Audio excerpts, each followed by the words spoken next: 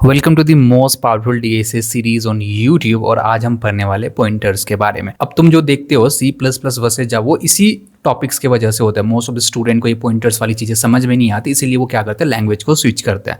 लेकिन तुम language switch नहीं करो। यहाँ पे मैं तुम्हें इतने प्यार से पॉइंटर समझाऊंगा, एक एक चीज़ें मैं तुम्हें विजुलाइज करा दूंगा इसके अंदर कि पॉइंटर्स होते क्या है, पॉइंटर्स बनते कैसे हैं, एड्रेस कैसे असाइन हो रही है, तो चीज़ों मेमोरी के अंदर क्या चीज़ें चल रही होती है, सारी चीज़ें मैं तुम्हें अच्छे से विजुलाइज कर दूँ। तुम्हें कभी इस टॉपिक्स के अंदर प्रॉब्लम ही नहीं आएगी। तुम्हें बस पेशेंस के साथ वीडियो देखना और इसके तुरंत बाद जो असाइनमेंट्स तुम्हें मिले असाइनमेंट जरूर लगाना, and you are good to go with pointer. ऐसा पॉइंटर तुम्हें कभी समझ में आया ही नहीं होगा, इतने अच्छे से मैं तुम्हें समझा दूंगा। तो देखते हैं आज हम क्या क्या चीज़ें सीखने वाले हैं। आज हम पहले देखेंगे रिवाइजिंग दी वेरिएबल्स। हम देखेंगे जो हमने वेरिएबल्स पढ़ा था उसका तो हमने देखा था कि कुछ ऐसा कुछ होता है वहाँ पे, तो मेमोरी के अंदर वो वेरिएबल्स के अंदर क्या चीज़ चल रही है पहले हम उसे रिवाइज करेंगे। फिर हम एड्रेस ऑफ द वेरिएबल देखेंगे, फिर हम देखेंगे पॉइंटर्स हमारे क्या होते हैं, पॉइंटर्स कैसे बना सकते हैं, उसका सिंटैक्स क्या होता है, वो सारी चीज़ें हम यहाँ पे देखेंगे। उसके बाद पासवर्ड वैल्यू, पासवर्ड रेफरेंस देखेंगे, पॉइंटर, अरिथमेटिक, नल पॉइंटर और डबल पॉइंटर्स के बारे में हम यहाँ पे सीख रहे होंगे। तो ये सारी चीज़ें विद इंक्लूडेड क्वेश्चंस हम सारे सॉल्व करेंगे विद इन दिस क्लास। ठीक है, तो सबसे पहले देखते हैं रिवाइजिंग वेरिएबल्स कि हमारे वेरिएबल्स यहाँ पे क्या होता था और कैसे वो मेमोरी के अंदर स्टोर होते हैं, वो सारी चीज़ें पहले हम समझना यहाँ पे स्टार्ट करते हैं। तो सबसे पहले हम आते हैं अपने डेस्कटॉप के ऊपर और ये है हमारा बाफ ऑफ डीएसए सीरीज का फोल्डर। एंड इसके अंदर हम क्या करेंगे, आज एक नया फोल्डर बनाएंगे जिसका नाम रखेंगे हम पॉइंटर्स, और आज जो भी कोड करेंगे इसी के अंदर सारा कोड करेंगे। पॉइंटर्स मैंने लिखा एंड इसको एक बार अब क्या करेंगे हम VS कोड के साथ खोल लेंगे। तो यहाँ पे ऑलरेडी देखो फंक्शन की क्लास हमने कंप्लीट करी थी और आज हम पॉइंटर्स पढ़ने वाले हैं। तो इसके अंदर आऊँगा और पॉइंटर्स के अंदर एक न्यू फाइल बनाऊँगा और रिवाइजिंग, इसको कैप्स के अंदर नहीं लिखते हैं हम, इसको हम लिखते हैं रिवाइजिंग वेरिएबल .cpp। ठीक है, एंड यहीं पे हम सारी चीज़ें करेंगे, include IOStream using namespace std int main।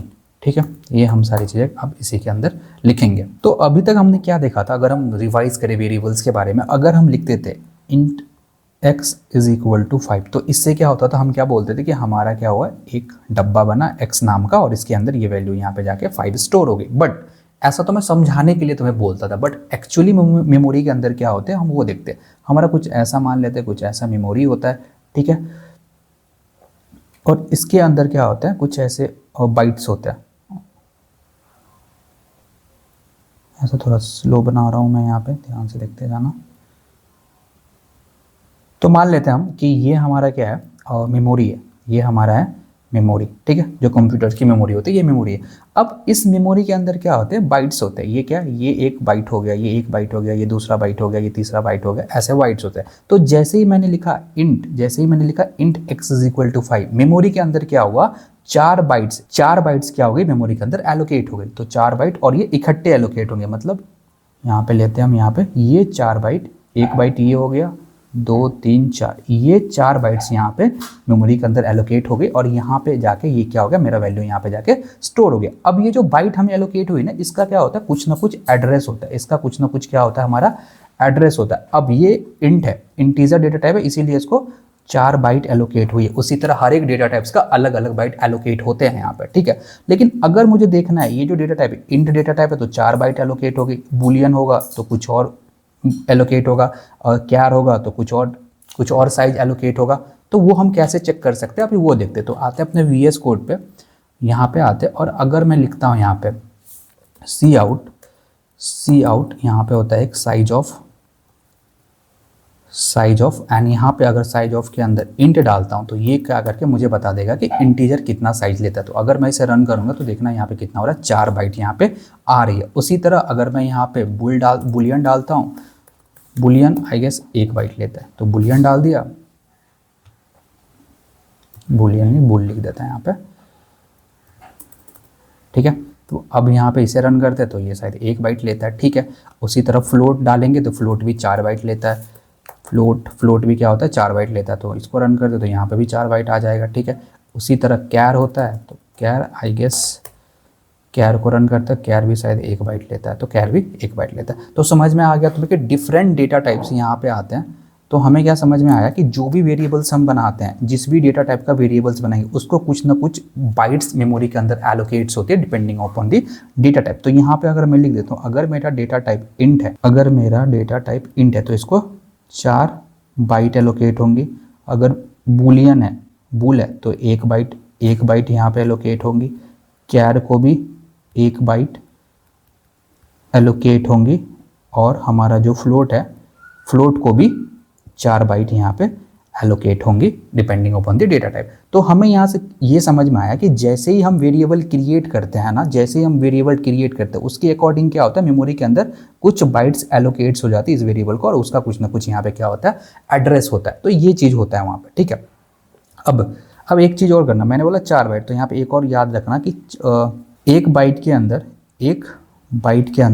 8 bits होती हैं, 8 बाइट्स के अंदर 8 बिट्स होती है। तो 4 बाइट के अंदर कितने बिट्स हो जाएंगे, 4 बाइट के अंदर 32 बिट्स हो जाएंगे। तो ये भी एक चीज़ यहाँ पे तुम याद रखना, अगर याद रख सको तो, ठीक है। तो ये वेरिएबल्स की कहानी थी। जैसे हम वेरिएबल्स बनाते हैं उसके अकॉर्डिंग क्या होता है, मेमोरी के अंदर कुछ ना कुछ बाइट्स एलोकेट हो जाती है depending upon the data types of the variable. अगर इंट है तो 4 होगा, बुलियन है तो 1 होगा, कैर है तो 1 होगा, फ्लोट है तो उसके अंदर भी 4 होगा। तो आई होप ये तुम्हें समझ में आ गया होगा। तो हमने देख लिया कि ये इसको मेमोरी एलोकेट होगी और जहाँ पे मेमोरी एलोकेट होगी उसका क्या होगा, कुछ ना कुछ एड्रेस होगा। तो हम आगे आते हैं, अब हम देखते हैं एड्रेस ऑफ अ वेरिएबल। तो हमने तो देख लिया कि हाँ, पहले इधर आते हैं, इसी को मैं यहाँ पे क्या करता हूँ, कॉपी करता हूँ। तो कॉपी करा एंड यहाँ पे हम क्या करते हैं, इसे पेस्ट कर देते हैं, ठीक है।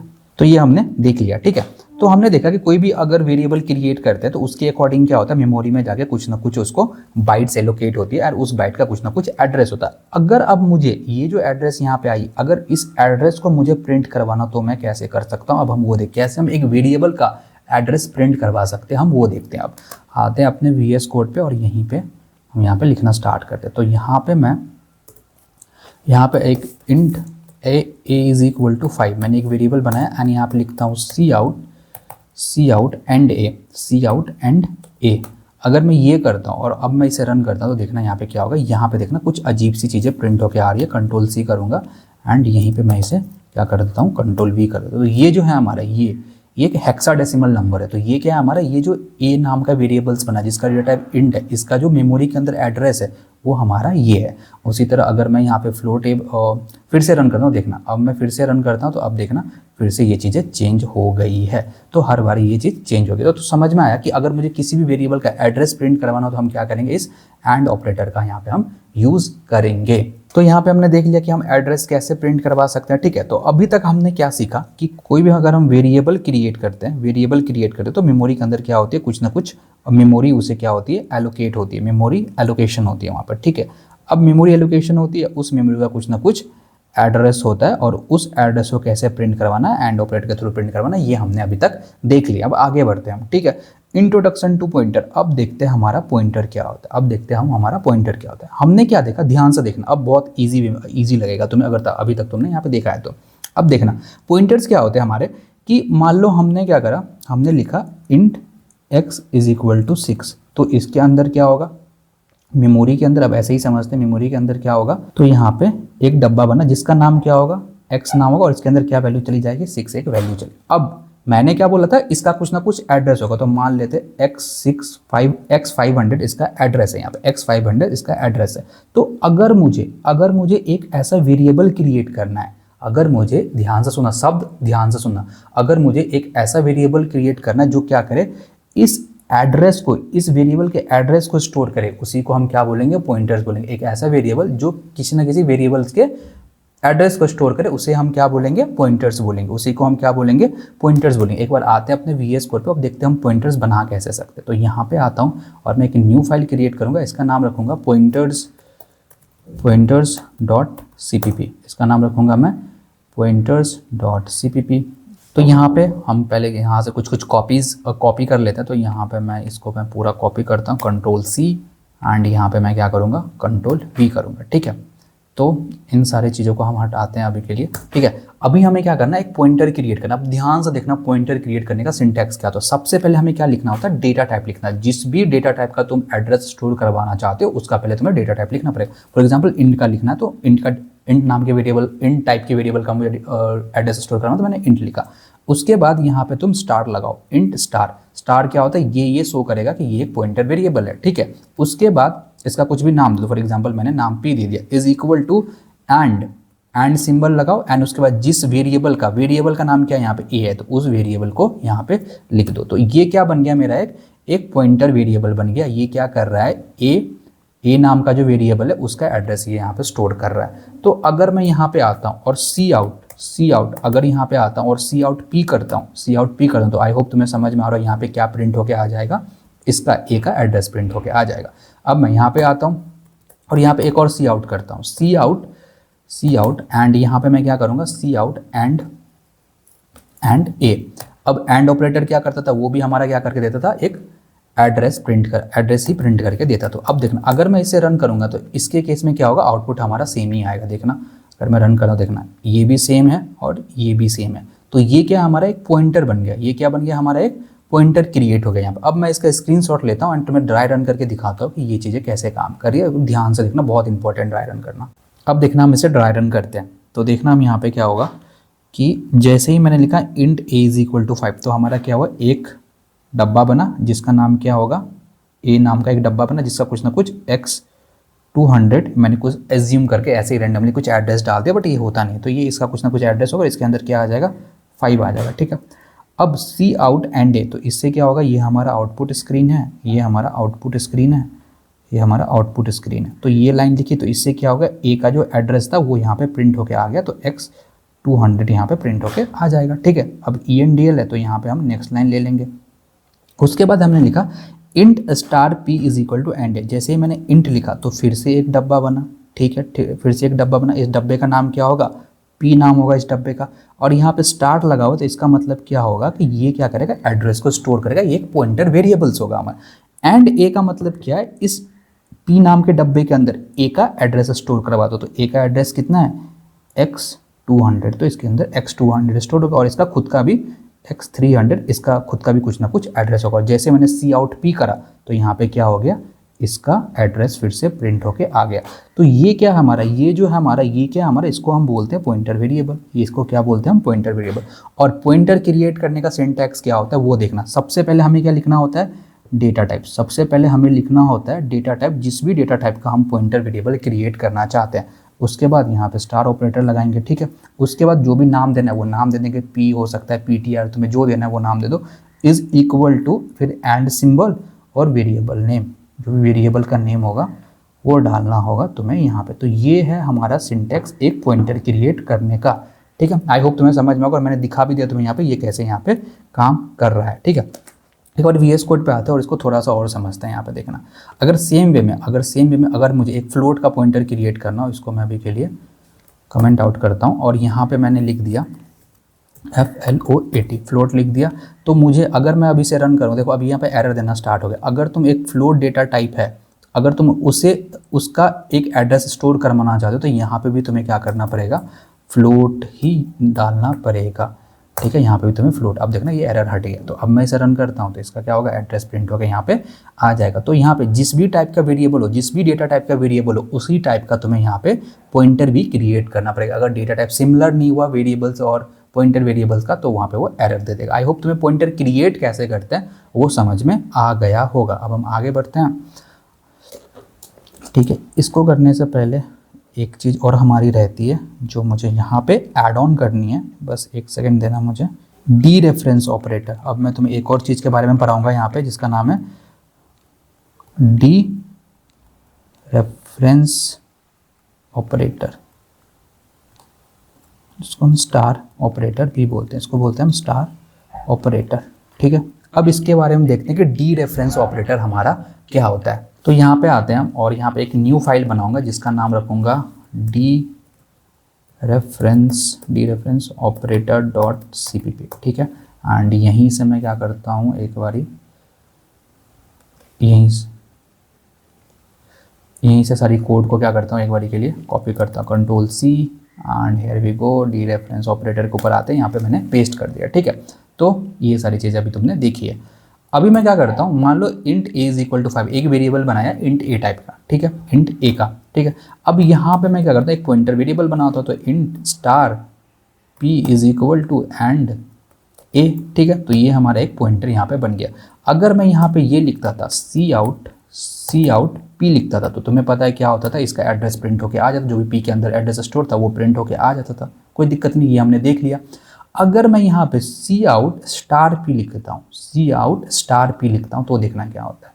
देखो मैंने रन किया सी, अरे देखो क्या प्रिंट होके आ रहा है, ये जो वेरिएबल्स था इसका जो वैल्यू है वो प्रिंट होके आ रहा है। अगर मैं सी आउट स्टार पी लिखना, तो इसी स्टार को क्या बोलते हैं हम, डी रेफरेंस ऑपरेटर बोलते हैं या स्टार ऑपरेटर बोलते हैं। अब मैं इसका क्या करता हूँ, एक स्क्रीनशॉट लेता हूँ, तुम्हें अच्छे से ड्राई रन करके बताता हूँ ये डी रेफरेंस ऑपरेटर हमारा काम करता क्या है, ठीक है। तो देखना यहाँ पे अब जैसे ही मैंने लिखा int A is equal to 5, तो एक ए नाम का डब्बा बना और इसकी खुद की कुछ ना कुछ एड्रेस हो गई, मान लेते हैं x200, और इसके अंदर वैल्यू कितनी आ गई, 5 आ गई।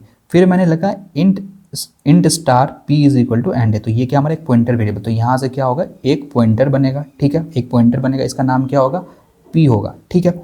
एंड ए का मतलब क्या है कि इसके अंदर क्या होगा, ए का एड्रेस स्टोर होगा। ए का एड्रेस कितना था, x200, तो यहाँ पे कितना स्टोर हो गया, x200। फिर मैंने लिखा सी आउट स्टार पी। अब देखना इस लाइन का मतलब क्या, सी आउट स्टार पी, इसका मतलब ये है, वर्ड सब ध्यान से सुनना, अब मैं क्या बोल रहा हूँ। मैंने जैसे ही लिखा सी आउट स्टार पी, इसका मतलब ये है पी पे जाओ, चलो ठीक है, मैं पी पे आ गया, पी के अंदर जो एड्रेस स्टोर है उस एड्रेस पे जाओ, तो मैं इस एड्रेस पे आ गया। अब इस एड्रेस पे आने के बाद इसके अंदर जो वैल्यू है उसको तुम लाके क्या कर दो, यहाँ पे प्रिंट कर दो। फिर से देखना, फिर से इसको समझना बहुत इंपॉर्टेंट, तो फिर से समझना। जैसे ही मैंने लिखा सी आउट स्टार पी, इसका मतलब क्या, पी पे जाओ, चलो मैं पी पे आ गया। पी के अंदर जो एड्रेस है उस एड्रेस पे जाओ, तो मैं उस एड्रेस पे आ गया। अब उस एड्रेस पे जो वैल्यू पड़ी है उसे लेके आओ और उसे प्रिंट कर दो। यहाँ पे क्या प्रिंट होके आ रहा है, हमारा 5 प्रिंट होके आ रहा है। तो ये होता है डी रेफरेंस ऑपरेटर। जब भी तुम्हें किसी पॉइंटर्स के अंदर जो भी एड्रेस पड़ा हुआ, पॉइंटर के अंदर हमेशा क्या स्टोर होगा, एड्रेस स्टोर होगा। जब भी किसी पॉइंटर के अंदर जो भी एड्रेस पड़ा है, अगर उस एड्रेस पे पड़ी हुई वैल्यू के साथ तुम्हें खेलना है ना, तो तुम्हें किसका यूज करना पड़ेगा, डी रेफरेंस ऑपरेटर का यूज करना पड़ेगा। ध्यान से सुनना, मैंने क्या बोला कि पॉइंटर तुम बना रहे हो, तो पॉइंटर के अंदर तुम हमेशा क्या स्टोर करोगे, एक एड्रेस स्टोर करोगे। तो मैंने क्या बोला कि अगर तुम्हें पॉइंटर के अंदर जो तुमने एड्रेस स्टोर किया उस एड्रेस पे पड़ी हुई वैल्यू को एक्सेस करना है या उस वैल्यू को कुछ करना है तुम्हें, तो हमेशा उसके लिए तुम्हें क्या करना होगा, डी रेफरेंस ऑपरेटर का यूज़ करना होगा। फॉर एग्जांपल एक और एग्जांपल दिखाता हूँ, आते हैं अपने VS कोड पे। देखो यहाँ पे मैंने लिखा, यहाँ पे देखना एक चीज़ और करते हैं, यहाँ पे मैंने लिखा स्टार पी, मैंने लिखा star p is equal to 6। मैंने क्या लिखा, star p is equal to 6। और अब हम क्या कर रहे हैं, इसको प्रिंट करवा, तो देखना क्या होता है, ठीक है। अब क्या प्रिंट हो के आ रहा है, अब 6 प्रिंट हो के आ रहा है। मतलब क्या है इसका, इस स्टार ऑपरेटर का यूज़ करके हम क्या कर सकते हैं, अपनी इस वेरिएबल में पड़ी हुई वैल्यू को भी क्या कर सकते हैं, हम अपडेट भी कर सकते हैं। देखो अब यहाँ पे आते हैं, एक बार मैं अच्छे से तुम्हें और करके दिखाता हूँ इसका। अभी मैंने क्या करा, अभी मैंने एक न्यू लाइन ऐड करा। क्या लाइन ऐड करा, star p is equal to 6। अब देखो इसको मैं ड्राई रन करके तुम्हें यहाँ पे दिखाता हूँ कि यहाँ पे क्या होगा, ठीक है। सबसे पहली line int A is equal to 5, तो ए नाम का एक क्या होगा, डब्बा बना, जिसका कुछ ना कुछ एड्रेस होगा। मान लेते हैं इसका एड्रेस है x300 और इसके अंदर क्या वैल्यू आ गई, 5 एक वैल्यू स्टोर हो गई। इंट स्टार पी एक पॉइंटर बना जिसका नाम p है और इसके अंदर क्या एक एड्रेस है, तो एक एड्रेस कितना हो, x300, तो यहाँ पे x300 क्या हो गया, स्टोर हो गया। उसके बाद मैंने यहाँ पे लिखा, यहाँ पे क्या लिखा था, star p is equal to 6। अब ये वाली लाइन है, star p is equal to 6, इसका मतलब क्या है, ध्यान से सुना, इसका मतलब क्या है, p पे जाओ, इसका मतलब है पी पे जाओ, तो मैं पी पे आ गया। पी के अंदर जो एड्रेस पड़ी है उस पे जाओ, तो पी के अंदर ये एड्रेस पड़ी है तो ये इस पे आ गया, ठीक है, एड्रेस पे आ गया। अब उसके अंदर जो वैल्यू पड़ी हुई है ना, जो तुम पी के अंदर एड्रेस पड़ी हुई थी उस एड्रेस पे जाओ और वहाँ पे जो वैल्यू पड़ी उसको कट करके तुम क्या कर दो, 6 कर दो। तो यहाँ पे क्या हो जाएगा, ये कट करके क्या होगा, 6 हो जाएगा। और सी आउट जब तुम पी करोगे तो यहाँ पे क्या होगा, पी की वैल्यू यहाँ पे प्रिंट हो गई। सी आउट स्टार पी का मतलब क्या हो, पी पे जाओ, पी पे गया, पी के अंदर जो एड्रेस पड़ी उस एड्रेस पे जाओ और वहाँ जो वैल्यू पड़ी उसे क्या कर दो, तुम प्रिंट कर दो, तो यहाँ पे 6 प्रिंट होके आ जाएगा। आई होप तुम्हें डी रेफरेंस ऑपरेटर क्या होता है वो समझ में आ गया होगा। जब भी तुम्हें किसी पॉइंटर के अंदर पड़ी हुई एड्रेस पे जाके उसकी वैल्यू को एक्सेस करना है, अपडेट करना है, उसके साथ खेलना है, तो तुम्हें किसको यूज करना पड़ेगा, डी रेफरेंस ऑपरेटर का यूज करना पड़ेगा। आई होप अच्छे से समझ में आ गया होगा। अब हमें क्या करना, सम ऑफ 2 नंबर यूजिंग पॉइंटर, हमें क्या करना है, एक प्रोग्राम लिखना है जो है सम ऑफ 2 नंबर्स का, बट उसको हमें पॉइंटर का यूज करके लिखना। आते हैं, बहुत सिंपल सा क्वेश्चन, आई होप तुमने गेस कर लिया होगा, तुम लिख भी पा रहे होगे। तो यहाँ पे आते हैं, and sum of 2 num dot cpp, ठीक है। एंड यहाँ पे मैं सारी चीज़ें पेस्ट करता हूँ, या लिख ही लेते हैं यार, include IO stream using name space std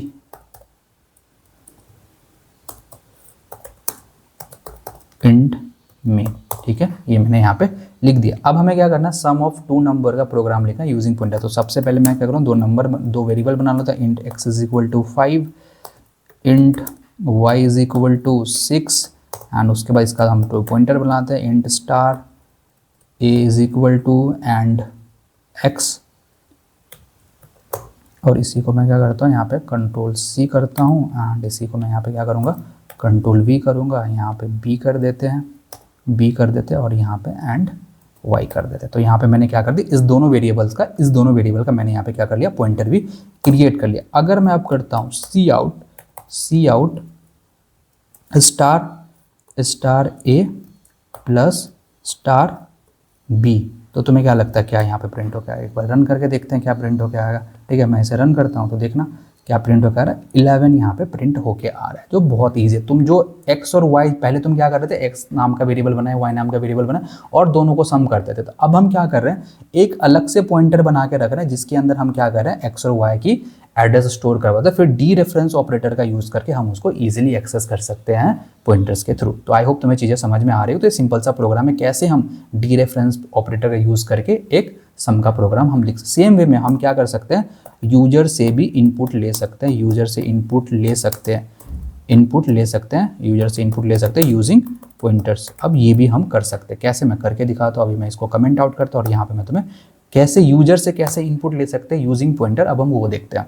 तो देखना, सबसे पहले हम दो वेरिएबल क्रिएट करते हैं। तो यहाँ पे आता हूँ, मैं लिखता हूँ int x is equal to, इसको इंट x बना देते हैं और यहीं पे हम इंट y भी यहाँ पे क्रिएट कर देते हैं। दो वेरिएबल मैंने एक ही साथ में यहाँ पे क्रिएट कर दिया। अब उसके बाद हम क्या करते हैं, इस दोनों का वेरिएबल बना ले, इसके पॉइंटर बनाते हैं। तो int star a equal to and x, ये मैंने क्रिएट कर लिया। अब इसी को मैं क्या करूँगा, कॉपी पेस्ट कर दूंगा, कंट्रोल C एंड यहाँ पे कंट्रोल V कर दिया, एंड यहाँ पे एंड y कर देते हैं और इसको मैं b बना देता हूँ अभी के लिए, इसको मैं b बना। अभी हमने क्या करा, दो वेरिएबल बनाए और दोनों वेरिएबल्स का क्या कर लिया हमने, यहाँ पे पॉइंटर क्रिएट कर लिया। अब मैं करता हूँ cout enter the first number, ठीक है, और इसको मैं सी इन करूँगा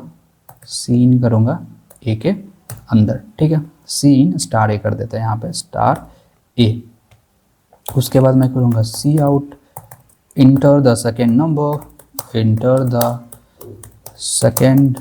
नंबर, और उसको मैं कर दूँगा सी इन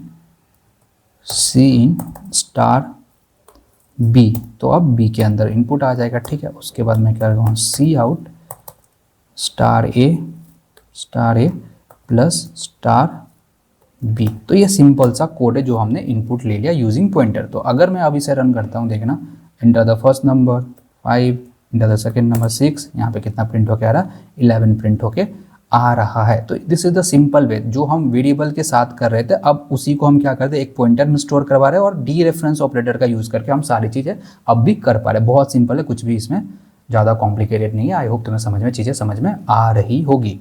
तो अब हम आगे बढ़ते हैं और नेक्स्ट हमारा जो टॉपिक हमें देखना है, pass by value and pass by reference. अगर तुमने फंक्शन के लेक्चर्स लगाई होगी तो वहाँ पे तुम्हें याद होगा कि लास्ट में हमने एक क्वेश्चन करा था, स्वैप 2 नंबर कि 2 नंबर को स्वैप करने का हमने क्या लिखा था, एक फंक्शन लिखा था। तो हमने जब उसे रन करा था तो देख रहे थे कोड में कोई एरर नहीं आ रहा था, बट रन करने के बाद देख रहे थे कि हमारा वो नंबर स्वैप हो नहीं रहा था। आता हूँ मैं तुम्हें VS कोड पे एंड यहाँ पे दिखाता हूँ कौन सा कोड था। अब ये हम फिगर आउट करेंगे वो उसके अंदर हो क्यों नहीं रहा था।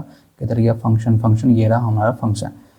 अब हम देखते हैं स्कोप swipe.cpp, ठीक है, ये देखो यही हमारा था। इसको अभी के लिए हटाते हैं, इसको मैंने ये लगा दिया था, ठीक है, ये था हमारा कोड, ठीक है। अगर अब मैं क्या करता हूँ, इसे रन करता हूँ तो देखना कुछ भी नहीं हो रहा था। किसको हमने प्रिंट करवाया यहाँ पे, बी को प्रिंट करता हूँ, बी की वैल्यू 6 है, वही वैल्यू 6 यहाँ पे प्रिंट होकर आ रही है, स्वैप नहीं हो रहा था। अब इसको मैं एक बार स्क्रीनशॉट लेता हूँ एंड तुम्हें ड्राई रन करके दिखाता हूँ यहाँ पे प्रॉब्लम क्यों आ रही है, और उसके बाद हम समझेंगे पास बाय वैल्यू और पास बाय रेफरेंस को। तो ये वाली कोड देखो, ठीक है।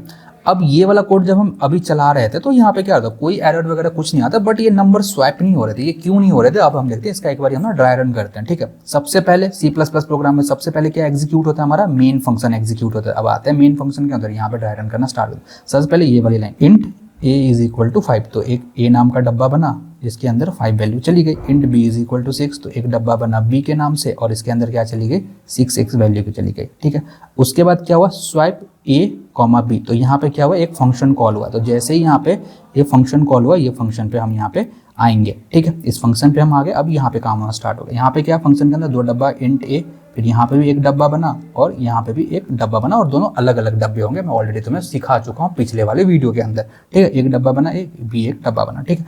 इंट टेम्प इंट, फिर ये वाला लाइन चलेगा int temp is equal to b, तो एक और डब्बा बनेगा टेम्प नाम का, जिसके अंदर वैल्यू अभी के लिए क्या आ जाएगी यहाँ पे, और यहाँ पे देखना इंट ए और इंट बी। इंट ए की वैल्यू हमने क्या डाली है 5, और बी की वैल्यू क्या डाली है हमने 6 डाली है। तो ए के अंदर क्या हो जाएगा 5 आ जाएगा, बी के अंदर क्या हो जाएगा 6 आ जाएगा, और टेम्प के अंदर क्या आ जाएगा ए आ जाएगा। तो ए की वैल्यू कितनी है 5, तो यहाँ पे कितना आ जाएगा 5 आ जाएगा। अब क्या होगा, ए इज इक्वल टू बी, ए के अंदर बी की वैल्यू डाल दो, तो ए के अंदर बी की वैल्यू डाल दो, तो ए के अंदर क्या आ जाएगा यहाँ पे 6 आ जाएगा, ए के अंदर 6 आ जाएगा। B is equal to temp, b के अंदर टेम्प की वैल्यू डाल दो, तो बी के अंदर क्या आ जाएगा 5 आ जाएगा, बी के अंदर क्या आ जाएगा यहाँ पे 5 आ जाएगा। तो अब देखना यहाँ पे पहले ए की वैल्यू 5 थी, बी की वैल्यू 6 थी, ठीक है। अब क्या हो चुकी, ए की वैल्यू 6 हो चुकी है, बी की वैल्यू कितनी हो चुकी है 5 हो चुकी है। तो यहाँ पे तो स्वाइप हमारा हो चुका है, यहाँ पे क्या हो चुका है, नंबर स्वैप हो चुका है। बट फिर मैंने क्या करा, सी आउट बी करा, यहाँ पे क्या करा सी आउट बी करा। तो अब बी की वैल्यू यहाँ पे देखना क्या है 6 है, तो यहाँ पे हमें क्या आउटपुट के अंदर मिल रहा है, आउटपुट के अंदर क्या मिल रहा है हमारे 6 ही मिलके आ रहा है। यहाँ पे तो स्वैप हो गया, यहाँ पे चीजें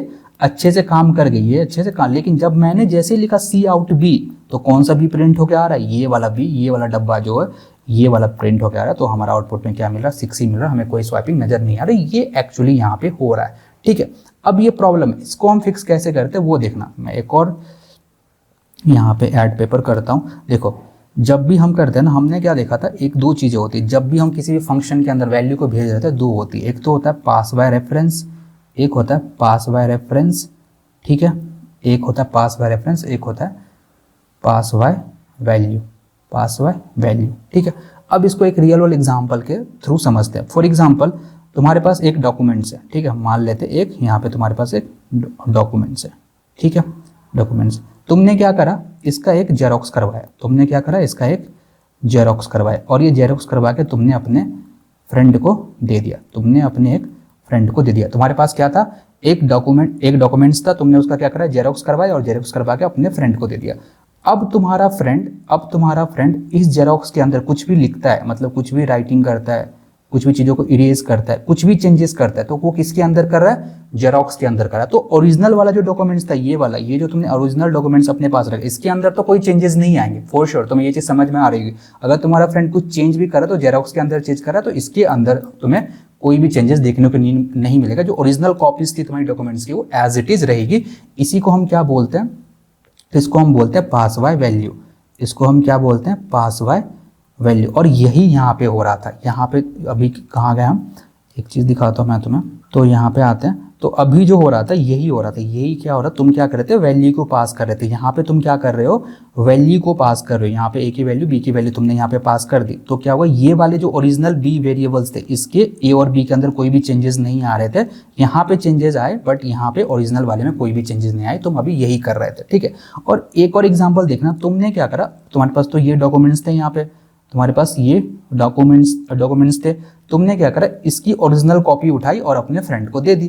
तुमने क्या करा, इसकी ओरिजिनल कॉपी, तुमने क्या करी, इसकी ओरिजिनल कॉपी अपने फ्रेंड को दे दिया। अब तुम्हारा फ्रेंड इस ओरिजिनल कॉपी के अंदर कुछ भी चेंजेस करेगा तो मेन डॉक्यूमेंट्स के अंदर ही चेंज करा, तुम इजीली वहां पे देख पाओगे, हाँ ओरिजिनल कॉपी के अंदर ही चेंजेस हो रही हैं। तो अगर हम यहाँ पे हम क्या कर रहे हैं, यहाँ पे जो भेज रहे हैं, ये यहाँ पे वैल्यू भेज रहे हैं, वैल्यू भेज, तो यहाँ पे चेंजेस आ रही है, अलग अलग डब्बे, यहाँ पे चेंजेस तो आ रही है, यहाँ पे काम हो रहा है। बट जब तुम सी आउट बी कर रहे हो, तो ये ओरिजिनल वैल्यूज थी और बी की, इसके अंदर कोई भी चेंजेस नहीं आ रहे, तो वो एज इट इज यहाँ पे क्या हो रहे थे, प्रिंट हो जा रहे थे। यही प्रॉब्लम है। तो पास बाय रेफरेंस तुम्हें समझ में आ गया, हम क्या करें, जेरोक्स मतलब एक कॉपी बना के उसके अंदर चेंजेस करें, ओरिजिनल डॉक्यूमेंट्स के अंदर कोई भी चेंजेस नहीं हो रहा। तो यहाँ पे जो हम भेज रहे हैं ना, ये पास बाय वैल्यू भेज रहे हैं, तो ओरिजिनल के अंदर कोई भी चेंजेस नहीं आ रहे यहाँ पे। उसके बाद एक होता है पास बाय रेफरेंस। रेफरेंस के अंदर क्या होता है, हम ओरिजिनल ही कॉपी दे देते हैं और जो भी चेंजेस होंगे ओरिजिनल में ही कॉपी हो जाएंगे। तो यहाँ पे अगर मुझे इसे ठीक करना है तो मुझे क्या करना पड़ेगा, पास बाय रेफरेंस करना पड़ेगा। तो अब वो कैसे करता है देखना।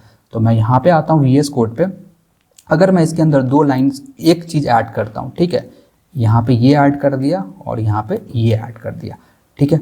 अब देखना, अगर मैं b की वैल्यू अगर यहाँ पे प्रिंट कर पाऊँ तो b की वैल्यू कितनी है, 6 है। अगर स्वैप हो जाएंगे तो b की वैल्यू कितनी प्रिंट होनी चाहिए, 5 प्रिंट होनी चाहिए। तो देखते हैं। तो अब देखना, एक सेकेंड, यहाँ पे कुछ और सिलेक्ट हो गया। अब इसे हम रन करते हैं, ठीक है। देखो b की वैल्यू कितनी हो रही है, 5 प्रिंट हो रहा है। तो अब ये क्या हो रहा है, स्वैप हो जा रहा है। तो अब हमने क्या करा, उसका रेफरेंस भेजा। ये एंड ऑपरेटर क्या होता है, एड्रेस को यहाँ पे रिप्रेजेंट करता है। तो यहाँ पे क्या हुआ, इसकी एड्रेस भेजी है, इसकी ओरिजिनल चीज़ें भेजी है हमने यहाँ पे। तो ओरिजिनल में चेंजेस हो रहे हैं, तो यहाँ पे ये रिफ्लेक्ट हो रहा है। तो इसको हम क्या बोलते हैं, इसको बोलते हैं पास बाय रेफरेंस।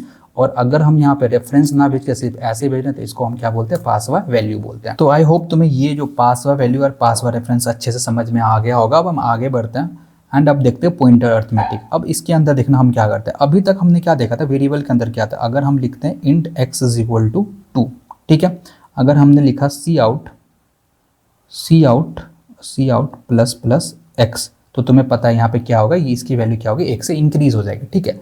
उसी तरह अगर हमने लिखा int star ptr is equal to and x, ठीक है, उसके बाद हमने कर दिया। तो अगर अब हमने लिखा p is equal to p+1, तो इससे क्या होगा, इससे तो हमें पता है, ये तो हम ऑलरेडी कर चुके हैं कि अगर मेरा कोई एक x नाम का वेरिएबल बना है, उसके अंदर वैल्यू 2 है, उसको हम क्या करें, प्री इंक्रीमेंट कर रहे हैं, तो यहाँ पे उसकी वैल्यू इंक्रीज होगी। लेकिन अगर मैंने पॉइंटर में p is equal to p+1 कर दिया, अगर मैं पॉइंटर को इंक्रीज कर रहा हूँ तो मेरा क्या होगा, अब हमें ये देखना है। तो आते हैं अपने VS कोड पे और ये हम करके देखते हैं यहाँ पर, ठीक है। अब यहाँ पे आएंगे और एक न्यू फाइल बनाएंगे यहाँ पे पॉइंटर्स के अंदर, इसका नाम रखेंगे पॉइंटर अर्थमेटिक। फंक्शन के अंदर नहीं, यहीं पे आते हैं, ठीक है। पॉइंटर्स के अंदर आया और यहाँ पे न्यू फाइल बनाएंगे, इसका नाम रखेंगे हम पॉइंटर्स अर्थमेटिक डॉट cpp, ठीक है। यानी यहाँ पे चीज़ों को कॉपी पेस्ट करते हैं, लिख ही लेते हैं यहाँ पे include iostream using namespace std and int main। हमने यहाँ पे ये कर दिया। तो अभी तक हमने क्या करा था, हमने लिखा था int x is equal to 5 and यहाँ पे अगर हम लिखते हैं सी आउट प्लस प्लस x, अगर हम ये करते थे तो हमारा क्या हो जाता था, वैल्यू यहाँ पे इंक्रीमेंट हो जाती थी, यहाँ पे 6 प्रिंट होके आ रहा है। लेकिन वही अगर हम यहाँ पे आते हैं, अगर हमने यहाँ पे आते हैं और int star p is equal to and x लिखा, int star p is equal to x लिखा एंड यहाँ पे p is equal to p+1 करते हैं, p is equal to p+1 करते हैं। और यहाँ पे अगर मैं अब सी आउट करता हूँ p को, तो देखते हैं हम यहाँ पे क्या प्रिंट होके आता है।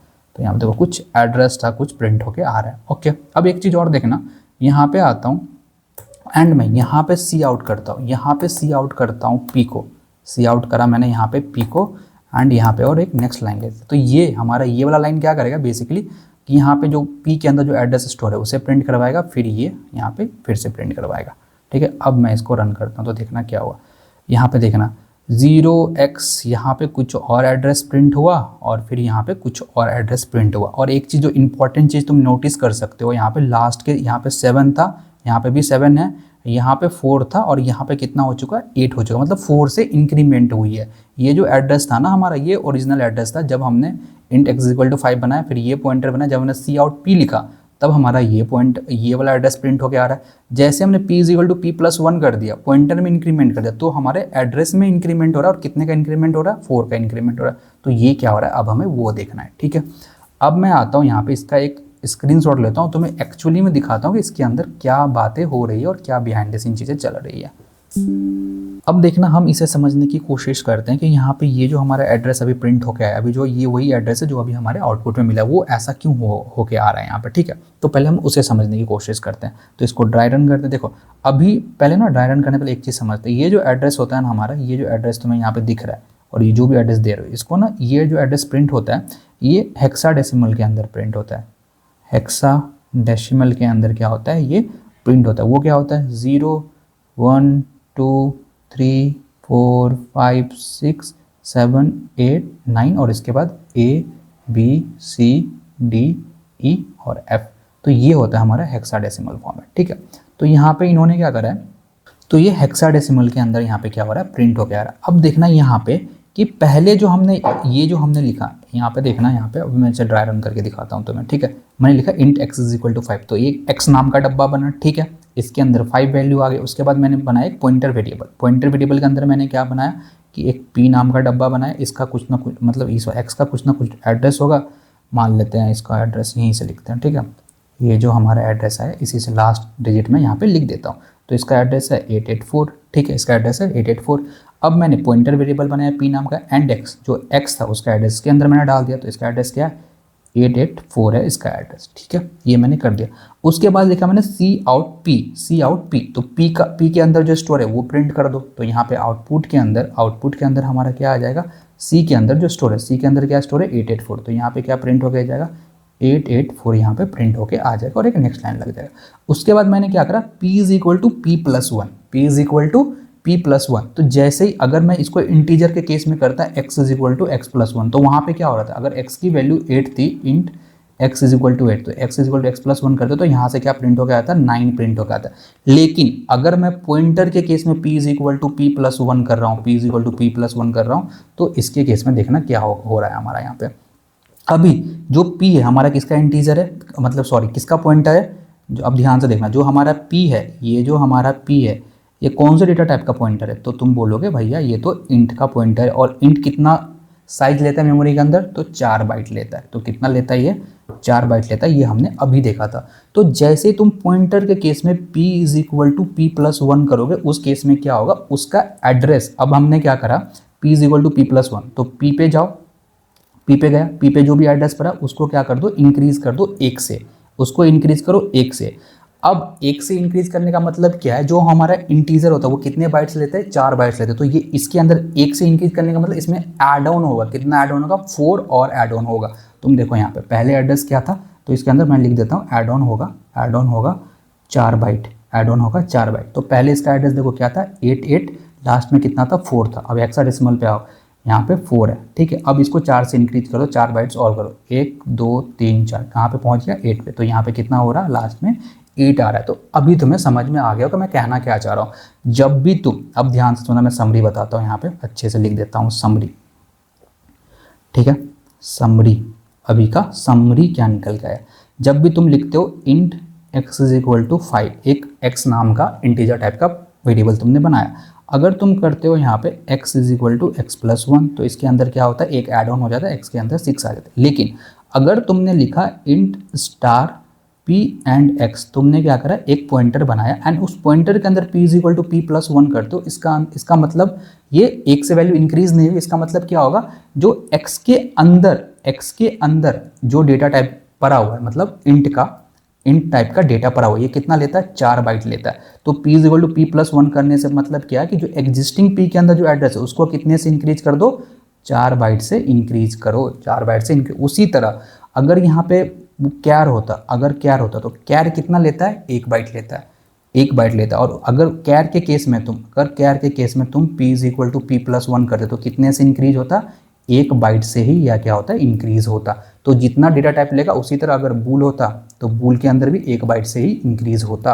अगर ये इंट है तो 4 बाइट से इंक्रीज हो। तुम्हें समझ में आ रहा होगा यहाँ पे मैं क्या समझाने की कोशिश कर रहा हूँ, तुम्हें इजीली समझ में आ गया होगा अगर तुमने ध्यान से देखा होगा तो इसी को हम क्या बोलते हैं, पॉइंटर अरिथमेटिक्स बोलते हैं। तो अब हम आगे बढ़ते हैं। अब है हमारा प्रेडिक्ट दी आउटपुट। अब ये देखना, ये भी एक अच्छा क्वेश्चन है, इसको हम देखते हैं ये कैसे काम करता है, ठीक है। यहाँ पे आते हैं, इसको ड्राई रन करते हैं। सबसे पहले क्या है, int x is equal to 4, तो यहाँ पे x नाम का डब्बा अपना, इसके अंदर क्या वैल्यू आ गई 4 और इसका कुछ ना कुछ एड्रेस होगा, x 200 इसका मान लेते हैं एड्रेस है।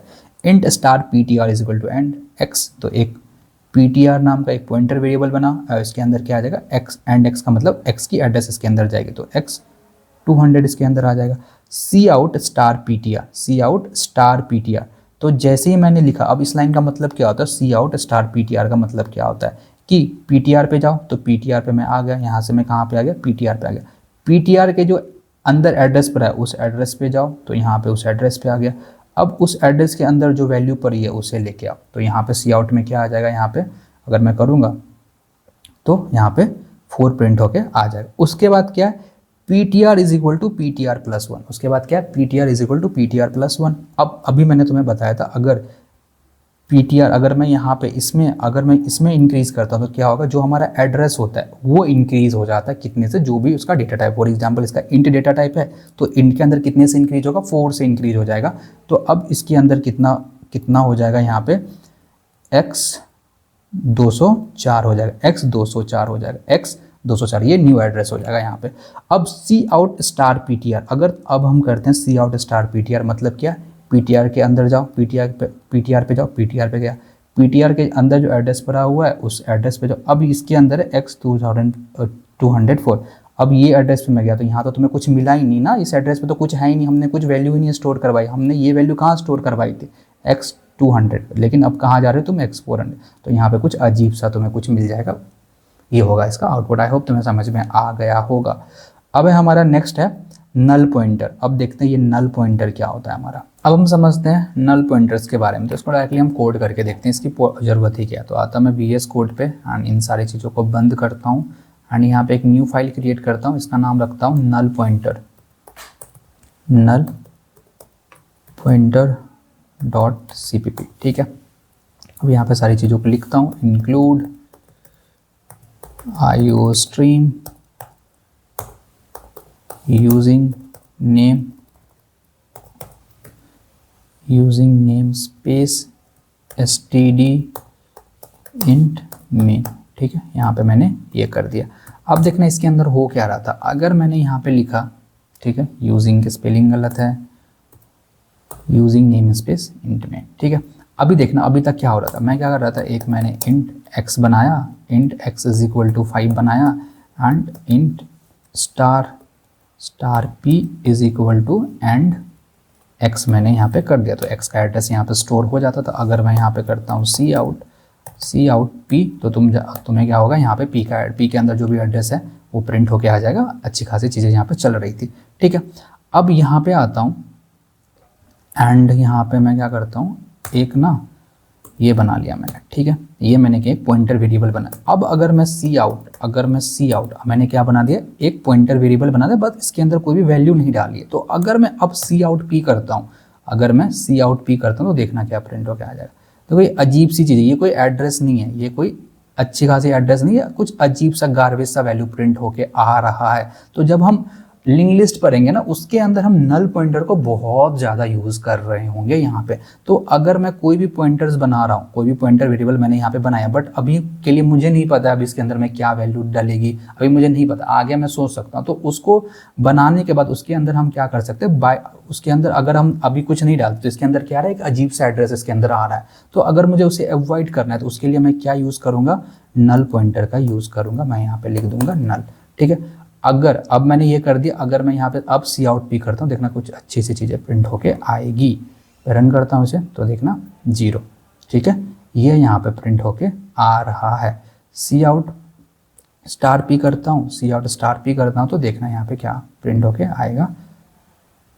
तो अभी इसके अंदर कुछ है ही नहीं, तो कुछ प्रिंट होके नहीं आ रहा है यहाँ पे। आई होप यार तुम्हें ना ये नल पॉइंटर अभी के लिए समझ में आ गया होगा। तो समझ में आ गया। अब जब हम लिंक लिस्ट पढ़ेंगे तो उसके अंदर बहुत अच्छे से नल पॉइंटर हमारा यूज़ हो रहा होगा, तो समझ में आ गया होगा। अब हम देखते हैं डबल पॉइंटर, कि अब ये डबल पॉइंटर्स क्या होते हैं। अभी तक हमने क्या देखा कि अगर मेरा int x is equal to 5 मैंने लिखा और यहाँ पे मैं लिखता हूँ int star p and x, ये मैंने यहाँ पे लिख दिया, ठीक है। तो यहाँ पे x नाम का डब्बा बना, इसके अंदर वैल्यू 5 होगा और x 200 इसका कुछ ना कुछ एड्रेस होगा, ठीक है। अब मैंने लिखा इंट स्टार p, तो यहाँ पे एक p नाम का डब्बा बना, ठीक है, और इसके अंदर क्या होगा, x का एड्रेस स्टोर होगा। तो x का क्या है यहाँ पे x 200, तो x 200 इसके अंदर स्टोर हो गया। अब डबल पॉइंटर्स क्या होते हैं, अगर मुझे इस पॉइंटर का भी, अब देखना, अब मैंने अभी बताया था तुम्हें ना, ये जो पॉइंटर बना इनका भी अपने आप में कुछ ना कुछ एड्रेस होगा। तो इसका एड्रेस मान लेते हैं अभी के लिए x 300 है। तो अगर मुझे इस पॉइंटर का एड्रेस कहीं पे स्टोर कराना है ना, इस पॉइंटर का एड्रेस कहीं पे स्टोर कराना है, तो उसके लिए हम किसका यूज करते हैं, डबल पॉइंटर्स का यूज करते हैं। तो अगर वेरिएबल का एड्रेस स्टोर करवाना था तो हम किसका यूज करते थे, पॉइंटर्स का यूज करते थे। अब अगर मुझे पॉइंटर का एड्रेस स्टोर करवाना है तो हम किसका यूज करेंगे, डबल पॉइंटर का यूज करेंगे। किसका यूज करेंगे, डबल पॉइंटर्स का यूज हम यहाँ पे करेंगे। ठीक है, तो देखो अभी हम क्या कर रहे थे, ये करा दिया। अब देखो ये हो गया, ये हो गया। अब मुझे एक डबल पॉइंटर क्रिएट करना, मतलब एक ऐसा पॉइंटर क्रिएट करना जो पॉइंटर का एड्रेस यहाँ पे स्टोर करवाए, तो उसके लिए हमें यहाँ पे डबल स्टार यूज करना पड़ेगा। तो मैं लिखूंगा इंट स्टार स्टार और इसका कुछ नाम दे देते हैं ptr। तो यहाँ पे तो इंट डबल स्टार, अब यहाँ पे यूज़ करना कि अगर मुझे डबल पॉइंटर बना है तो डबल स्टार का यूज़ करना पड़ेगा। इक्वल टू एंड इसका एड्रेस स्टोर करवाना तो एंड p। तो अब इसको ड्राई रन करके देखते हैं क्या। तो पहले क्या हुआ, x नाम का एक डब्बा बना जिसके अंदर क्या वैल्यू आ गई, 5 आ गई। तो इसका कुछ ना कुछ एड्रेस होगा x200। उसके बाद मैंने एक और इंट स्टार p बना, एक पॉइंटर वेरिएबल बनाया जिसका खुद का कुछ एड्रेस होगा x300। और ये एंड x का मतलब क्या है, ये x का एड्रेस यहाँ पे स्टोर करेगा। तो x का एड्रेस क्या है, x200। ठीक है, अब उसके बाद मैंने लिखा इंट डबल स्टार ptr। तो यहाँ पे क्या हो गया, एक ptr नाम का डब्बा बना। एंड p का मतलब क्या, अब क्या करेगा, p नाम का जो पॉइंटर है उसका एड्रेस स्टोर करवाएगा। तो इसके अंदर क्या स्टोर अभी के लिए हो जाएगा, x300 क्या हो जाएगा यहाँ पे स्टोर हो जाएगा। तो ये था हमारा डबल पॉइंटर।